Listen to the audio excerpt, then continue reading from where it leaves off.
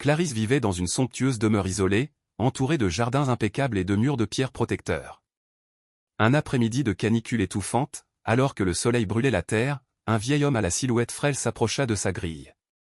Ses lèvres étaient gercées, sa peau tannée par les années de misère. D'une voix faible, il supplia Clarisse, qui lisait tranquillement sur sa terrasse, de lui donner un simple verre d'eau. Au lieu de faire preuve de compassion, Clarisse se leva, agacée par cette intrusion dans son intimité. Elle le regarda avec un mépris glacial et lui ordonna de quitter les lieux, affirmant qu'elle ne voulait pas attirer les vagabonds dans son quartier.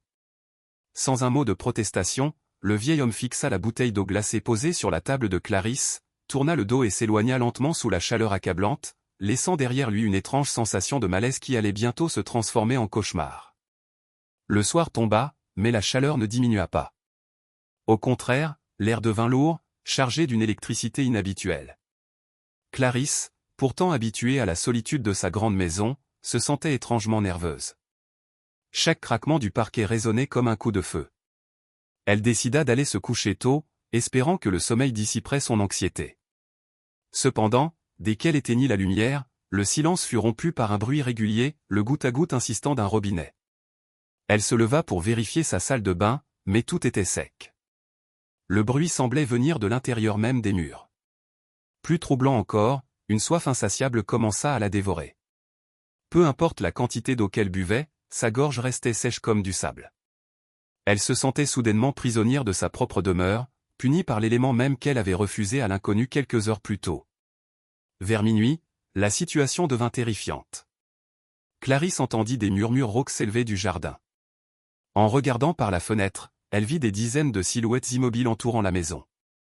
Elle ne bougeait pas, ne criait pas, elle fixait simplement ses fenêtres. Paniquée, elle tenta d'appeler la police, mais son téléphone n'affichait qu'un seul message sur l'écran, l'eau est la vie, le refus est la mort. Soudain, les canalisations de la maison explosèrent simultanément. L'eau commença à envahir les pièces, mais ce n'était pas de l'eau claire. C'était une substance noire, épaisse et saumâtre qui semblait douée d'une volonté propre. Clarisse grimpa à l'étage, le cœur battant à tout rompre, tandis que l'obscurité liquide montait inexorablement derrière elle. La nuit qui commençait s'annonçait comme une descente aux enfers dont personne ne pourrait la sauver si elle ne comprenait pas la leçon. Acculée dans sa chambre, Clarisse vit la porte s'ouvrir lentement. Le vieil homme de l'après-midi se tenait là, mais son apparence avait changé. Il semblait irradier une lueur bleutée et ses yeux brillaient d'une sagesse ancienne et redoutable.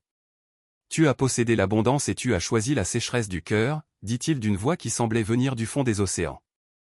Clarisse réalisa avec horreur que cet homme n'était pas un mendiant, mais l'esprit gardien des sources de la région, venu tester l'humanité de ceux qui vivaient sur ces terres. Elle tomba à genoux, l'eau noire lui arrivant déjà à la taille, et supplia pour sa vie. Elle promit de consacrer sa fortune et sa vie à aider les autres si seulement elle recevait une seconde chance. Le vieil homme ne répondit pas tout de suite, laissant le silence et la peur consumer l'arrogance de Clarisse jusqu'à la racine. Soudain, le vieil homme tendit une main vers elle. Dans sa paume, une seule goutte d'eau pure brillait comme un diamant. « Bois ceci, et souviens-toi que chaque goutte que tu retiens à un assoiffé est une pierre qui pèse sur ton âme, » murmura-t-il. Clarisse but la goutte et, instantanément, l'eau noire disparut, les murs se réparèrent et le silence revint. Elle se retrouva seule dans sa chambre sèche, tremblante mais vivante. Le soleil commençait à pointer à l'horizon. Elle se précipita dehors, mais le mendiant avait disparu. À la place où il s'était tenu la veille, une source d'eau cristalline venait de jaillir de la terre sèche. Clarisse comprit que sa vie de luxe et d'égoïsme était terminée.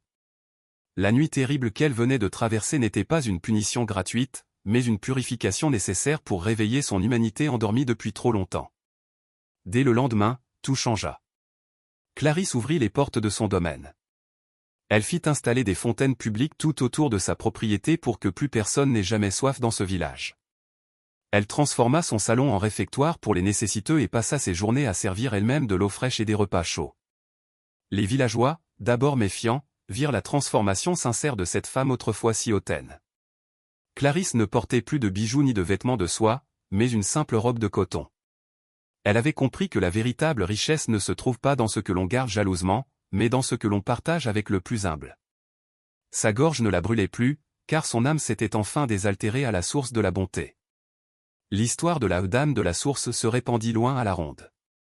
des gens venaient de partout pour goûter l'eau du domaine de Clarisse, que l'on disait miraculeuse. On racontait qu'elle guérissait non seulement la soif, mais aussi les cœurs endurcis. Clarisse consacra le reste de sa fortune à construire des puits dans des pays lointains où l'eau manquait cruellement. Elle ne dormait plus jamais avec ses portes verrouillées, car elle n'avait plus peur. Le vieil homme n'est jamais revenu physiquement, mais Clarisse sentait sa présence chaque fois qu'elle entendait le rire d'un enfant buvant à l'une de ses fontaines. Elle avait appris à la dure que refuser un verre d'eau peut coûter une âme, mais que l'offrir peut sauver un monde entier. Pourtant, certains sceptiques se demandaient encore si cette nuit terrible avait été réelle ou si Clarisse avait simplement perdu la tête. Mais un détail ne trompait pas, sur le miroir de sa chambre, une marque d'eau permanente en forme de main restait visible, malgré tous les nettoyages. C'était la main de l'esprit qui l'avait touchée pour la réveiller. Pour Clarisse, c'était le plus beau des rappels. Elle ne regardait plus jamais un étranger sans lui proposer immédiatement de l'aide. Elle était devenue la servante de la source qu'elle avait failli mépriser. La nuit terrible avait été le prix de sa rédemption, et elle ne regrettait aucune minute de cette terreur, car elle l'avait rendue enfin humaine et véritablement heureuse pour la première fois. Aujourd'hui, le manoir de Clarisse est devenu un centre de paix et de partage mondialement connu. Il n'y a plus de murs de pierre, seulement des haies de fleurs et des chemins ouverts à tous. Clarisse est âgée maintenant, mais ses yeux brillent de la même clarté que la source qui coule toujours dans son jardin. Elle raconte souvent son histoire aux jeunes qui viennent l'aider, leur rappelant que la compassion est la seule protection contre les ténèbres de la vie.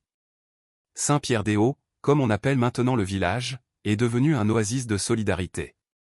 Tout a commencé par un refus cruel, suivi d'une nuit d'épouvante, pour finir par un océan de générosité qui continue d'arroser les générations futures. En conclusion, l'histoire de Clarisse nous rappelle que chaque rencontre est un test.